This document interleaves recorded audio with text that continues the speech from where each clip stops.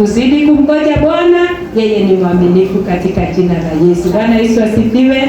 Kuna kile somo ambalo nimekuwa nikiendelea nalo na bado nitaendelea kidogo, kisha tutakuwa na nafasi ya kumega mkate wa Bwana pamoja katika jina la Yesu. Nikimalizia nilisema ya kwamba leo ni siku yetu ya kurenew our fellowship with God.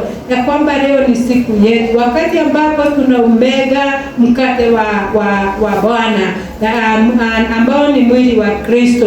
Tunatangaza ya kwamba leo ni siku yetu ya kurenew our vows katika jina la Yesu. Tumeenda mbele za Bwana na wakati ambapo alipotupoza kuna wimbo unaibago Pemurata wajoli bien Eyenya Tenye iloka Nagonde kere likaro.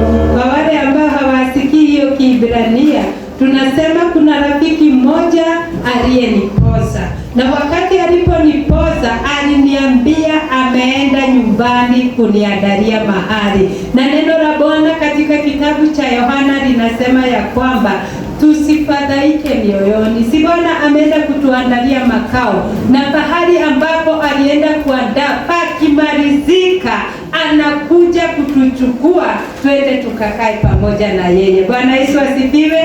Kwa hivyo sisi ni watu, we are engaged. Tunangojea siku yetu ya harusi.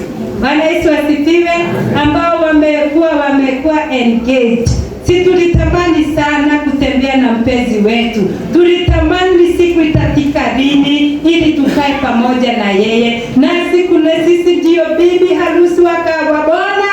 Alituposa, akakuuliza, na wewe ukafanya nini? Tulikubali. Na ndio sababu tuko hapa. Kwa hivyo kwa sababu ya milima na mabonde inaenda, unasahau ni kama kwamba umefanya nini? Umepozwa. Nimekuja kukukumbusha ya kwamba umepozwa na Bwana, na bado siku ya harusi haijafanya nini? It is not cancelled, it is still there. Siku ya harusi yetu bado iko, haijafanya nini? Haijasimamishwa katika jina la Yesu. Bwana Yesu asifiwe. Kwa hivyo tunapomega mkate bado tunakumbushwa kuna siku ya harusi katika jina la Yesu, na hiyo siku ya harusi imekaribia katika jina la Yesu.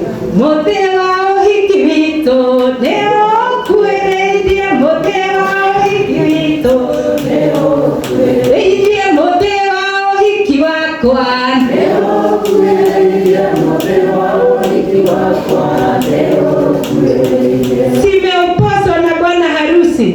Sisi zote waume kwa wake, siku yetu imekaribia. Bwana Yesu asifiwe. Kwa hivyo tusife moyo. Siku ya leo tunakumbushana ya kwamba tuna renew our relationship, our fellowship with our God. So tunapo umega mkate wa Bwana, communion is a time of renewing our relationship with God through repentance and faith. Kwa hivyo wakati ambapo tunaumega mkate wa Bwana, tunafanya ile fellowship ama ile relationship ama ule uhusiano ama ule ushirika tunaufanya upya. Na tutaufanya upya kwa nini? Kupitia kufanya nini? Kuomba msamaha na kusema Bwana niongezee imani katika jina la Yesu. Bwana Yesu asifiwe. Kwa hivyo leo ambao wamechoka, unasikia kama kwamba umedanganyika, haujadanganyika.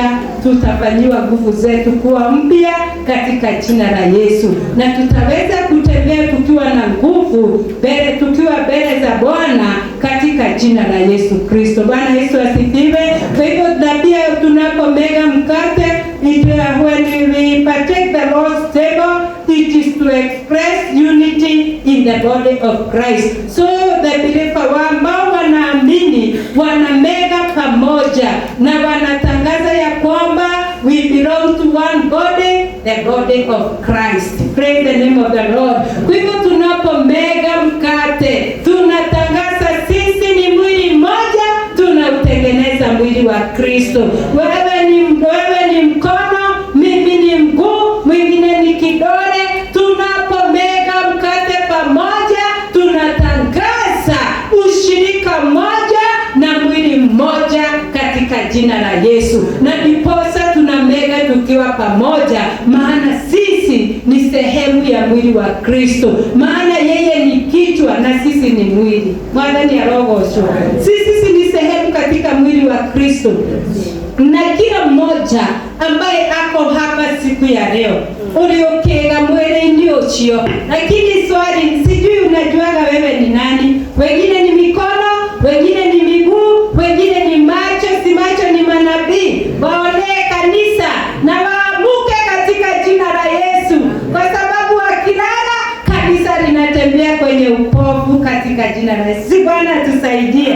Kama wewe ni macho, si Bwana atusaidie katika jina la Yesu. Ya kwamba tujue ya kwamba sisi ni mtu, wakati tunamega mkate, tunadhihirisha sisi ni mwili wa Kristo. Tunatengeneza mwili wa Kristo. Bwana Yesu asifiwe. Kwa hivyo si ni vizuri kumega mkate wa Bwana tukiwa pamoja katika jina la Yesu. Tulitangaza the importance of the Lord's table, inatukumbusha umuhimu wa meza ya Bwana. Jambo lingine ni ya kwamba inatukumbusha upendo mkuu wa Kristo Kalvari. Bwana Yesu asifiwe. So it reminds us of God's great love. That is in the book of John chapter 3 verse 16. Hiyo hata hatutasoma. 16, si tuseme sisi sote pamoja.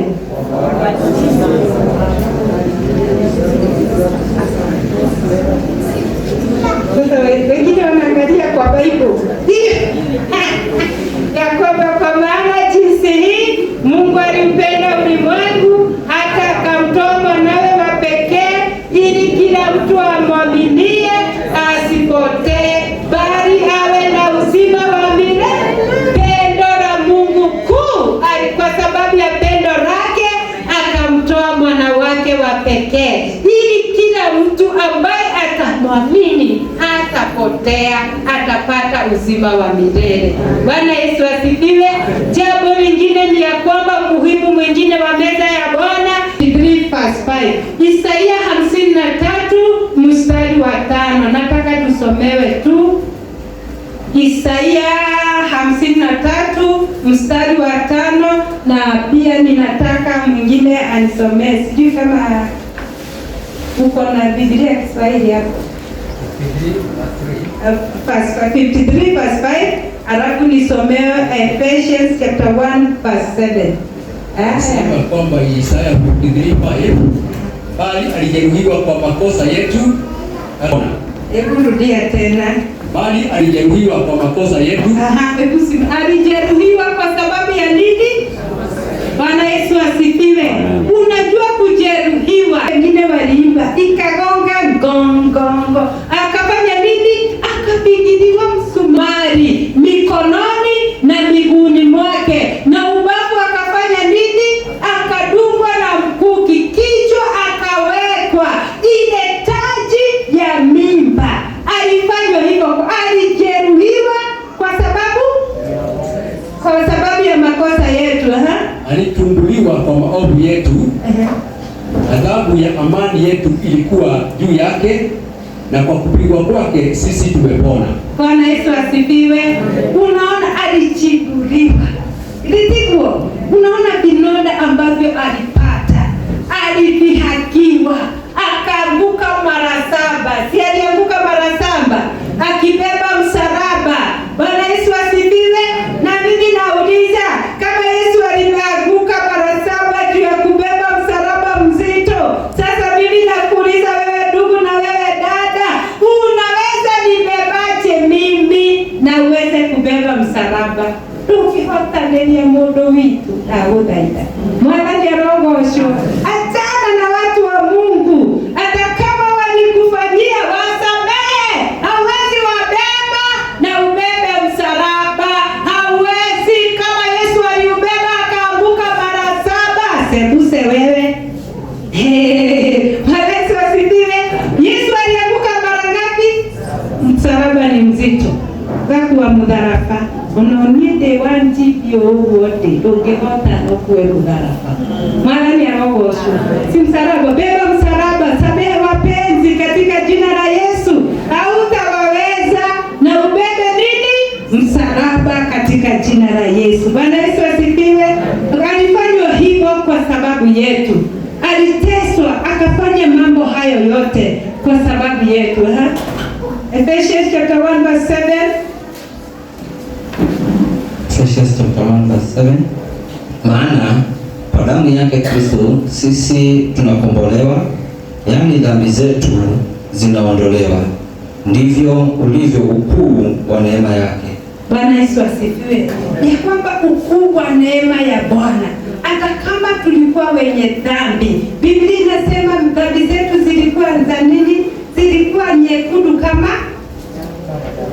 damu, lakini akatufanya wasafi kama theluji. Bwana Yesu asifiwe. Bwana akatusamehe. Haijalishi ile makosa tulikuwa tumefanya, haijalishi tulikuwa tumefanya nini, lakini alipotusamehe akatusamehe na akatufanya watakatifu katika jina la Yesu. Bwana Yesu asifiwe.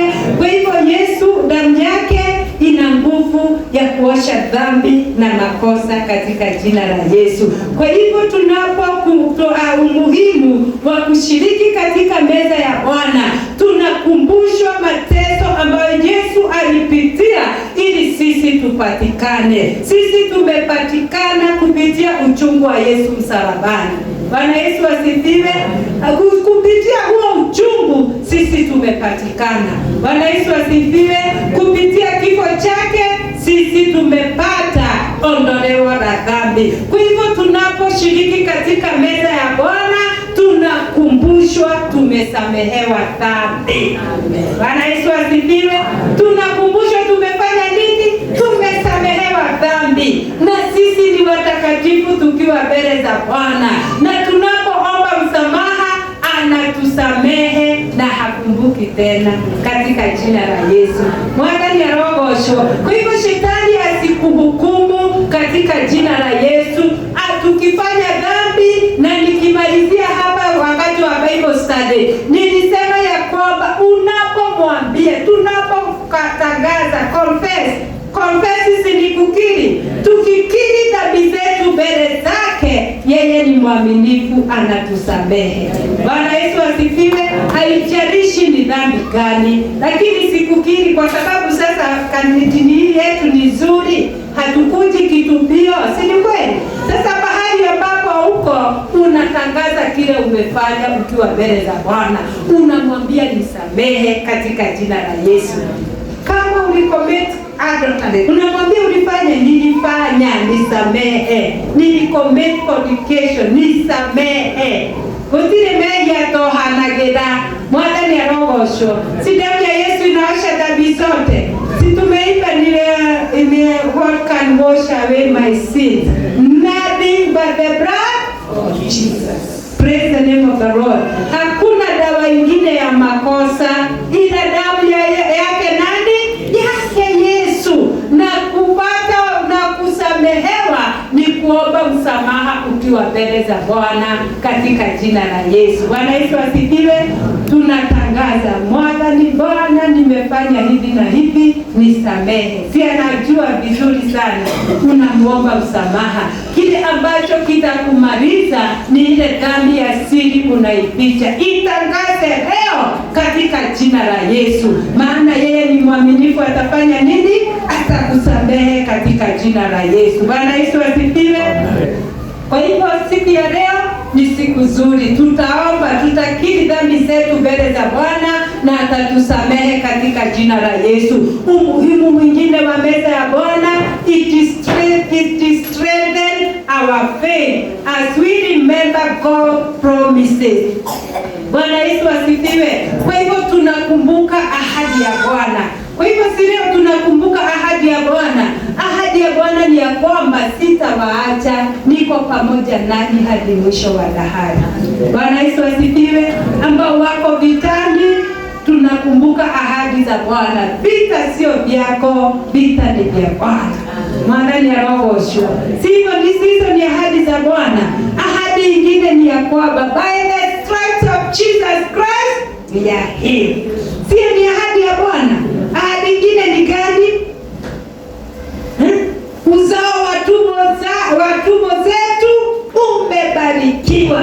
Na ahadi nyingine ni gani? Mimi ndiye mwanzilishi wa ndoa, na kile ambacho kimeanzishwa na Bwana si cha kuisha katika jina la Yesu. I'm the author of the marriage. Praise the name of the Lord. Si hizo zote ni ahadi za Bwana katika jina la Yesu. Si uliniahidi Bwana huniachi hadi mwisho wa dahari huniachi. Leo tuelezwe kwa sauti kama watoto ili tumuelewe katika jina la Yesu. Bwana Yesu asifiwe. Kwa hivyo leo ni siku ya wakati ambapo tunamega mkate wa Bwana. Tunakumbushwa kuhusu ahadi za Bwana, kuhusu imani yetu kufanyiwa upya katika jina la Yesu. Maana tukikumbuka ahadi za Bwana, ahadi za Bwana ni nini katika maisha yako? Si alikuahidi hata kuacha, si amekuahidia ufalme wa milele katika jina la Yesu. Kwa hivyo tutasimama kwenye ahadi za Bwana na ili imani yetu ifanywe upya katika jina la Yesu. Bwana Yesu asifiwe. Tukikumbuka ahadi za Bwana tunapata ile nguvu ya kuendelea katika jina la Yesu. Ahadi nyingine ya Bwana ni gani? Niite nami nitakuitika. Hiyo si ahadi ya Bwana. Nyingine aliahidi Yeremia, nina mpango mwema juu ya maisha yako. Sio ni ahadi ya Bwana? Si ni nyingi zimejaa kwa Biblia. Kwa hivyo siku ya leo tunakumbushwa bado ambaye alituahidi, he is a promise keeper and he is faithful God. Praise the name of the Lord. It doesn't matter kile ambacho unapitia, lakini nimekuja kukukumbusha ambaye alituahidi ni mwaminifu katika jina la Yesu.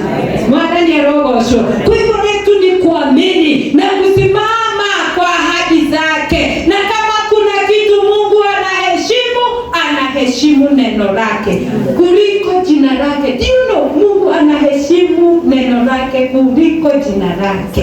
Mwana ni rogosho.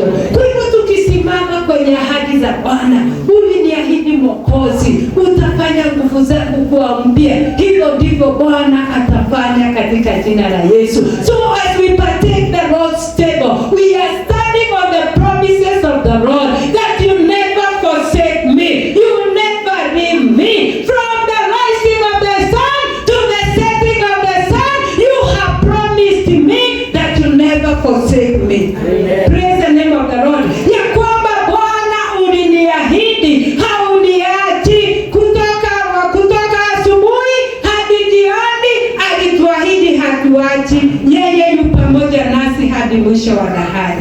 Bwana Yesu asifiwe. Sisi tunasimama kwa ahadi za Bwana ambao wanaona kana kwamba Bwana amewaacha. Bwana hajatuacha.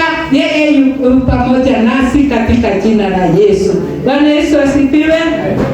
Kwa hivyo tunapoumega mkate wa Bwana, it brings believers together na inatushikamanisha, tunajenga jamii ya Kristo katika jina la Yesu. Praise the name of the Lord. Sisi ni jamii moja. Na pia wakati ambapo mtu anakuja anaokoka hapa, ama anasema anakuja kujiunga na ushirika wetu, tunasema ya kwamba shida zake ni shida zetu. Si ni kweli? Na shida zetu ni shida zake. Kwa hivyo tunafanya nini? Si unasikia hata tumetangaziwa huyo ambaye ako hospitalini si ni mmoja wetu. Kwa nini? Kwa sababu sisi ni mwili mmoja, tunakuwa jamii moja. Na ndio sababu hata saa hii tunaona hii inaitwa aje rauching si yako, lakini si unakumbuka hata sisi tunamuombea, tunapanga pamoja na yeye kwa sababu yeye ni sehemu yetu. Bwana Yesu asifiwe. Maana sisi ni jamii moja, ni jamii ya Kristo katika jina la Yesu. Sisi ni wa jamii moja, na ndiposa unaona wakati ambapo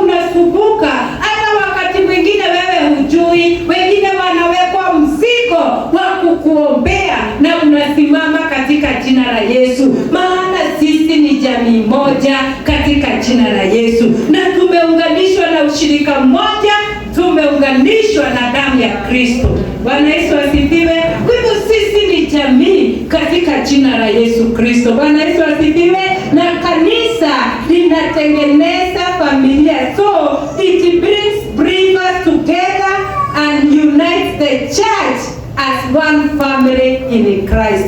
Kwa hivyo tunaona meza ya Bwana ni ya maana sana, inatuunganisha katika jina la Yesu, and we declare that we belong to God and we are one body and the body of Christ. Praise the name of the Lord. Kwa hivyo na pia wakati ambapo tunashiriki katika neno la Bwana, it is a call for so that we may live a holy life. Bwana Yesu asifiwe. Leo inatukumbusha, si tumekumbuka ya kwamba ni wakati wa tunarudi kutoka mbali na tumeenda mwagani ya rogosho. Najua nilishangaa sana wakati nilikuwa naomba. Unaona wengine wamekaa, mwili umeangalia mbele, unaona mwili umekaa hivi, lakini wamefanya nini? Wameangalia nyuma, na nikawa na kilio sana mbele za Bwana. Kwa hivyo leo ni wakati wetu wa kuebora tushokera ingine katika jina la Yesu. Bwana Yesu asifiwe. Hata ambao wamechoka, tufanyiwe nguvu zetu kuwa mpya. Ambao wamefika mwisho wao, wafungulie ukurasa mpya katika maisha yao katika jina la Yesu. Bwana Yesu asifiwe. It is a call for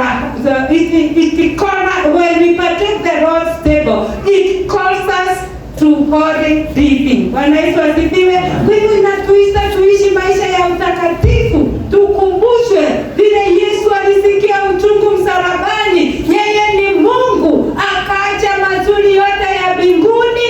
Unajua yeye ni Mungu, akaacha mambo mazuri mbinguni ili aje kwa sababu yetu, maana sisi ni wa maana. Akaja akatulipia deni pale msalabani. Kwa hivyo tunakumbushwa ya kwamba yule ambaye ametuita ni mtakatifu, nasi tuwe watakatifu. Na kama tunataka kufika mbinguni, lazima tuwe watakatifu. Moshe Maiguru, you know, heaven is a prepared place for prepared people. Mji wa mbinguni ni mji umetayarishwa kwa sababu ya watu ambao wametayarishwa na watu watakatifu katika jina la Yesu. Kwa hivyo lazima tuishi maisha ya utakatifu katika jina la Yesu.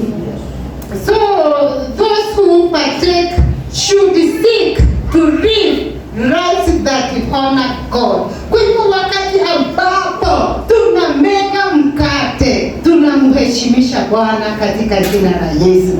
Na leo ni siku yetu ya kumheshimisha Bwana katika jina la Yesu. Kumega mkate hivi tunatangaza we honor you Lord. Praise the name of the Lord. Ya kwamba tunapomega mkate tunamheshimisha Bwana. Maana ya rogosho ile titomoteidie katika jina la Yesu. Maana tunapo partaking the Lord's table we honor God. Praise the name of Jesus. Kwa hivyo tuendelee kumfanya nini? Kumheshimisha katika maisha yetu katika jina la Yesu. Bwana Yesu asifiwe.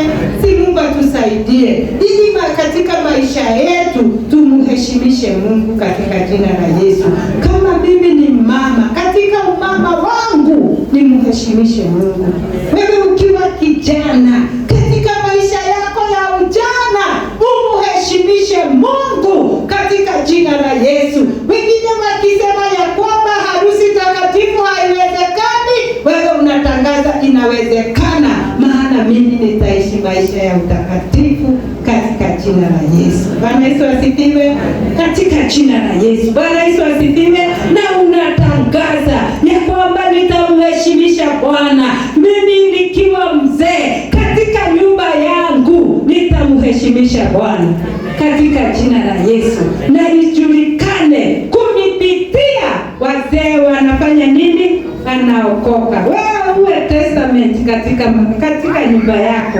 Magani ya Rosho, Rajoni, ni nani ndiye huko? Huyu ni nani? Ni baba? Baba Karanja. Mama Karanja ako hapa. Mama Karanja ajili ajue wazee wanaokoka, akikuangalia kwa aduli ni maholoka. Kama ni baba Karaja, wazee wanaokoka katika jina la Yesu. Wazee, si Bwana Yesu asifiwe. Wazee, Bwana Yesu asifiwe. Wamama hawa wadada, kama ako hapa aseme kama acha mimi nitumie baba Victor ako hapa, nikimwangalia hivi kogaga iwadhuri ni honoka liadhu mara ya rogosho. Kwa sababu gani? Anamheshimisha Bwana hata katika nyumba yetu. Na mimi nikiwa mama aseme wamama wanaokoka, kwa sababu ninamheshimisha Bwana katika jina la Yesu. Bwana Yesu asifiwe. Najua sisi wa mama tu uzuri, ninashukuru Mungu mimi ni mama. Sisi tunajua tu, sisi tunajifanyaga. Hata wakati mwingine huyu mzee anashindwa kae. Baba Victor, unajua nikiwa au mimi ni mama Victor. Sasa anashangaa kwani mama Victor wanakuaga wawili. Mama Victor wa kanisa ambaye ni Heaven Express. Lakini huyu nyumbani, si Mungu atusaidie katika jina la Yesu. Hata nikiwa nyumbani ajue nimeokoka. Isiwe tofauti na mama Victor wa kanisani na wa nyumbani katika jina la Yesu. Bwana Yesu asifiwe. Kwa sababu ikiwa hivyo, si tunamtukuzisha Bwana, si tunamheshimisha Bwana katika maisha yetu katika jina la Yesu. Bwana Yesu asifiwe. Kwa hivyo katika maisha yetu tumfanye nini? Tumheshimishe Mwokozi katika jina la Yesu. Kwa hivyo maisha yako unatazamiwa wewe. Aduri na aduri matiorota godikundi muorota. Aduri metorera-ini yanyu. Mweke atia, mureke Ngai yake atia, atiago. Hata katika hizo bomba kupitia nyinyi wazee mnaheshimisha Mungu katika jina la Yesu. Bwana Yesu asifiwe. Na sitakuwa ni vizuri that you make a little heaven in your home katika jina la Yesu. Ati Yesu hata akija katikati ya wiki sina nini, mimi naenda katika jina la Yesu. Najua Yesu akija tukiwa kanisani nilikuwa wataenda, na akija nyumbani si Mungu atusaidie katika jina la Yesu. Maana ni rogosho.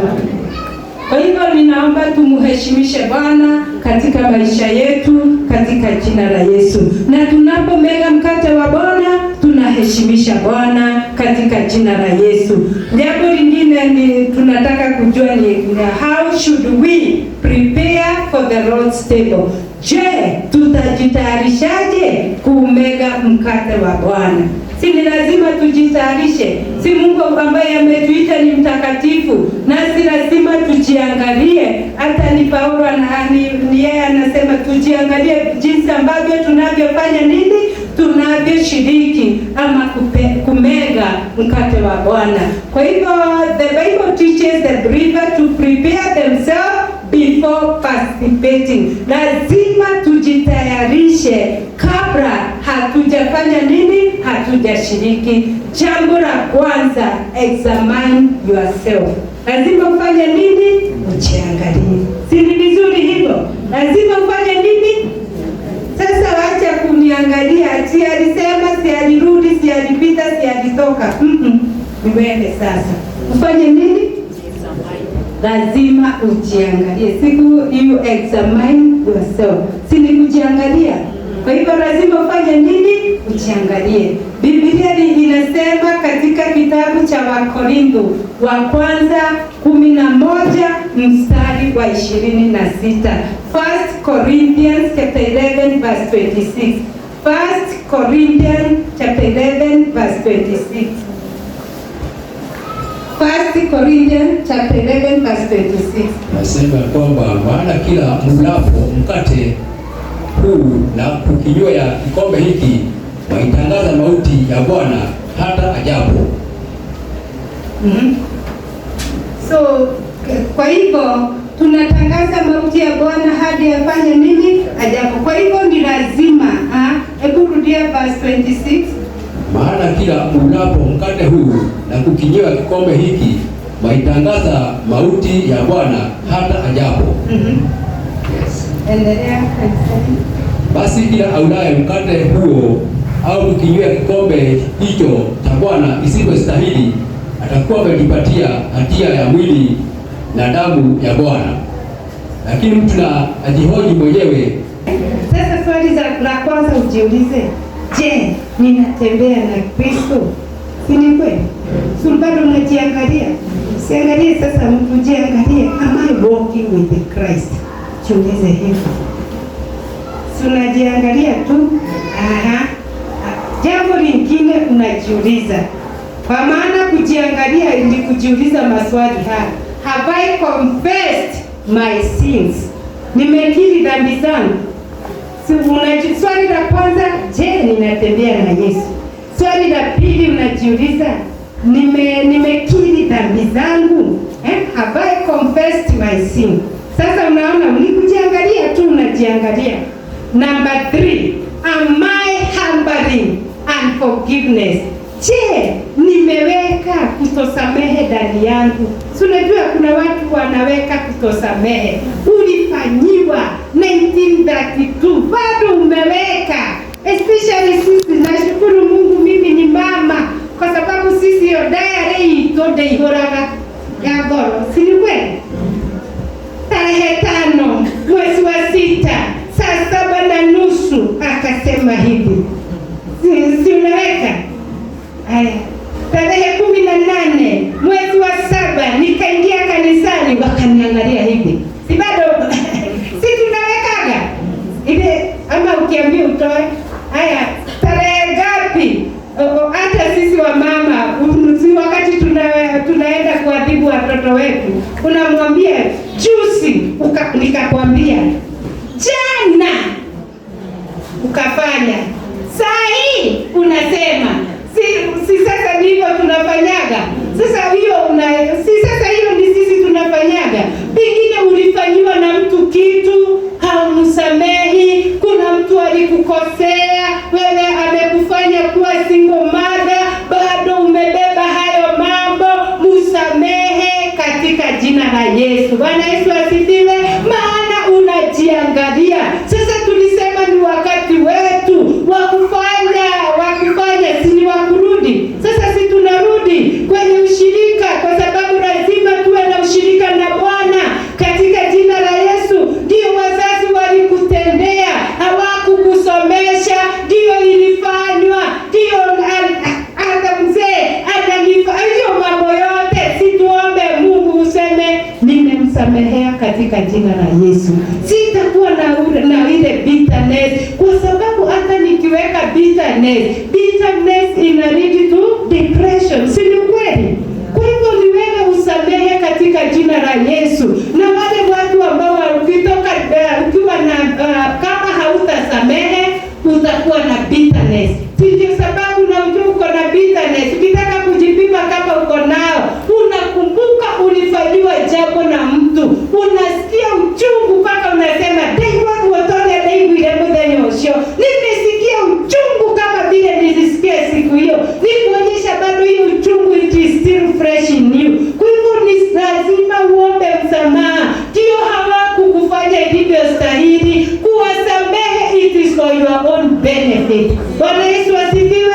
Wewe mzazi ulifanyiwa na watoto, uliwasomesha wakusaidie, hawakusaidiagi, wasamehe katika jina la Yesu. Hata kama hawatakusaidia, Mungu atakutolea msaada mahali pengine ukisamehe katika jina la Yesu.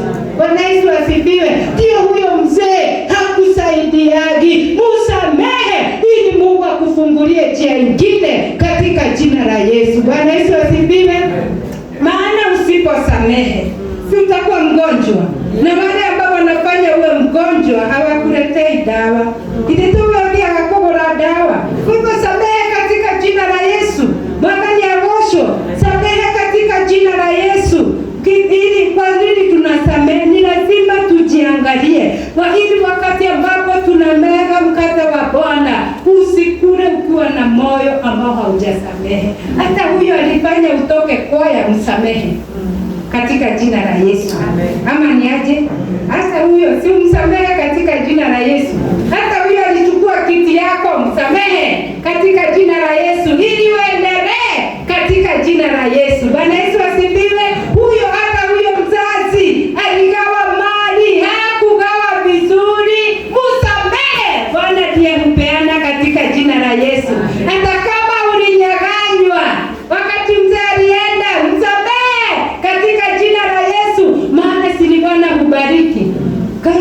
angĩkũrathima gũtirĩ kĩndũ ũngĩgĩna.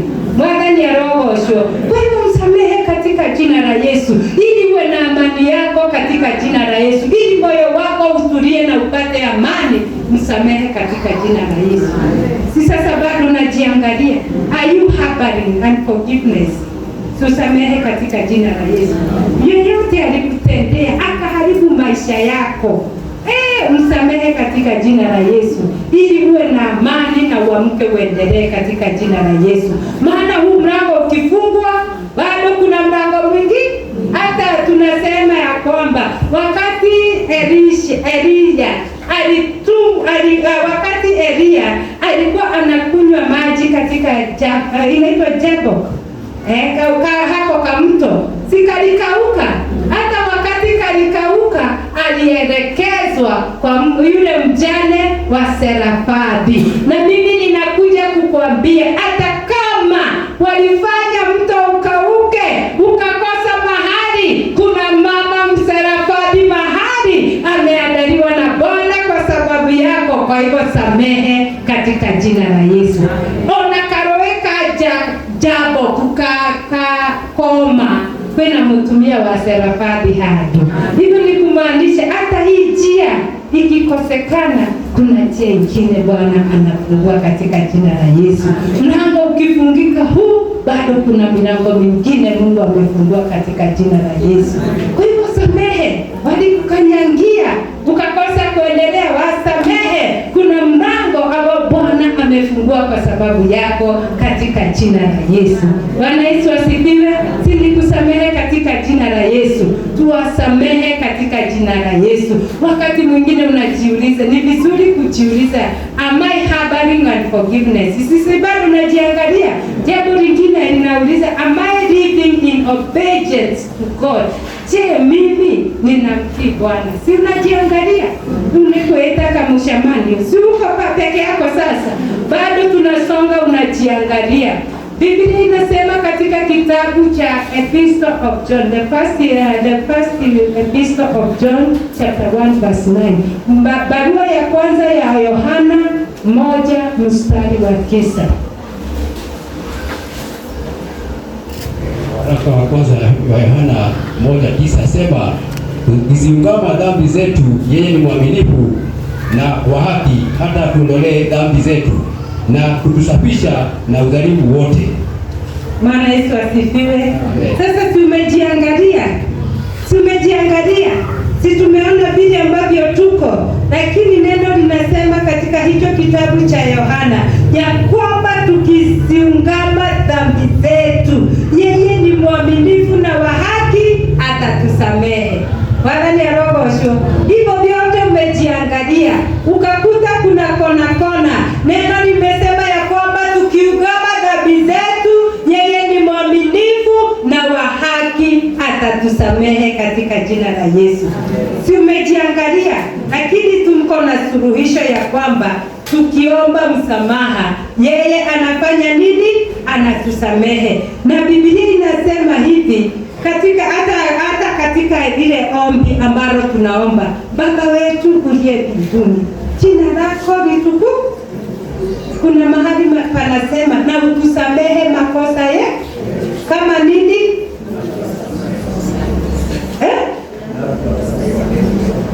Na utusamehe makosa yetu kama jinsi ambavyo tunavyosamehe waliofanya nini? Utusamehe nini? Kama nini tumewasamehe ili tusamehewe katika jina la Yesu. Kwa hivyo kusameheana, it is for your own benefit. You forgive others so that you may be forgiven.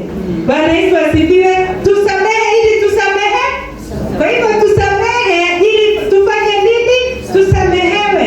Si tumewasamehe wote katika jina la Yesu, ili nasi tufanye nini? Tusamehewe katika jina la Yesu. Kwa hivyo tunapofanya hivyo, si tumeomba msamaha, na tukiomba msamaha, yeye ni mwaminifu kutusamehe. Kwa hivyo tukishafanya hivyo, tunakuja kwa imani mbele za Bwana katika jina la Yesu, ya kwamba tukiomba msamaha anatutakaza na anatufanya wenye haki. Na hapo tumefika, si tumejiangalia, si umejiona, si umeona mahali ambapo panastahili kuomba msamaha katika jina la Yesu. Kwa hivyo unaomba msamaha katika jina la Yesu, na tunaamini ya kwamba tunapoomba msamaha yeye anatusamehe katika jina la Yesu.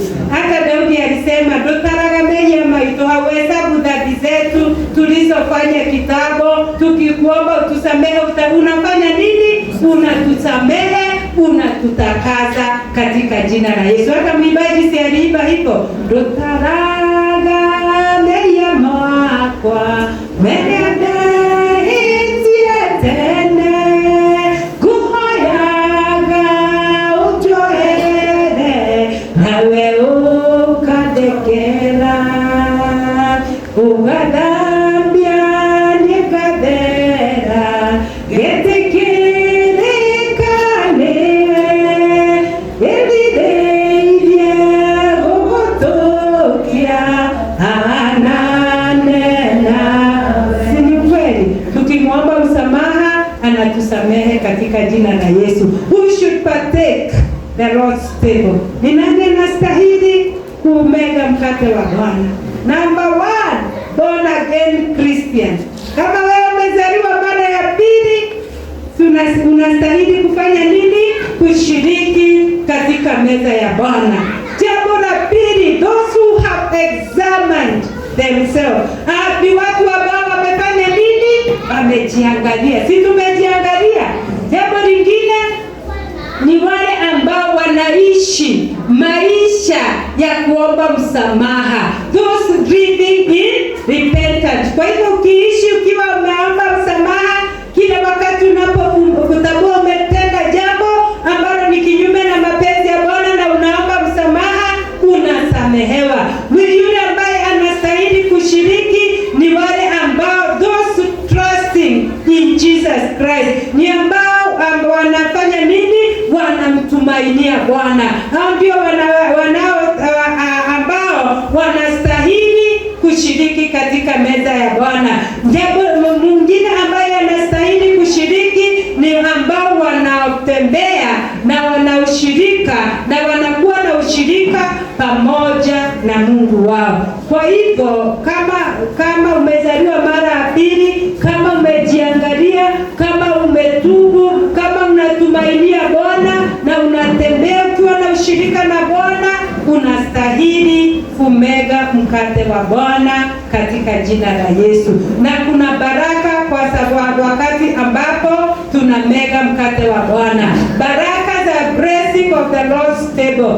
Kwa hivyo blessing number 1 inafanya ushirika wetu na Mungu uwe thabiti katika jina la Yesu. Kwa hivyo tunapomega mkate wa Bwana ama tunaposhiriki kwenye meza ya Bwana, tunakuwa na deeper relationship with Christ. Kwa hivyo inatusaidia hiyo ni baraka moja, inatusaidia kuwa na deeper relationship with Christ. Inatusaidia kuwa na ushirika ambao ni ushirika wa karibu na Bwana Yesu. Jambo lingine, tunakuwa spiritual renewed. Kwa hivyo tunaposhiriki katika meza ya Bwana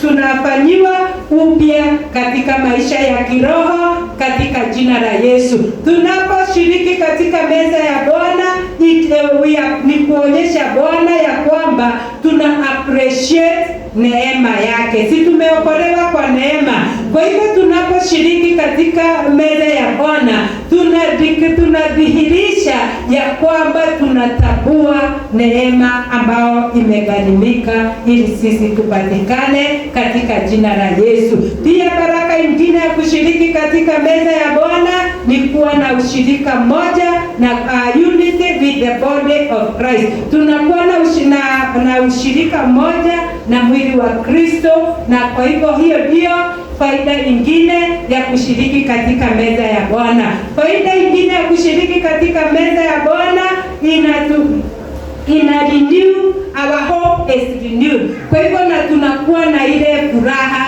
ya wokovu. Kwa hivyo tunarejeshwa kama jinsi Daudi alivyosema ya kwamba arejeshewe furaha ya wokovu. Wengine tumekuwa tumeokoka kwa muda mrefu, tumekuwa tukivumilia katika wokovu. We are enduring in salvation badala ya kufurahia katika wokovu wetu. Kwa hivyo baraka nyingine tunaposhiriki katika meza ya Bwana, tunarejeshewa ile furaha ya wokovu. Nakumbuka Daudi anasema na Kikuyu, "Hondorera gikeno gyake kiohonokio." Kwa sababu wakati mwingine hiyo furaha hupotea, tunakaa kama watu ambao wamevunjika moyo, hawana nguvu ya kuendelea. Na Bwana atusaidie katika jina la Yesu. Kwa sababu hiyo mimi ninataka ujipeleke mbele za Bwana, maana ulijiangalia kwa dakika moja tu, ambia Bwana nisamehe.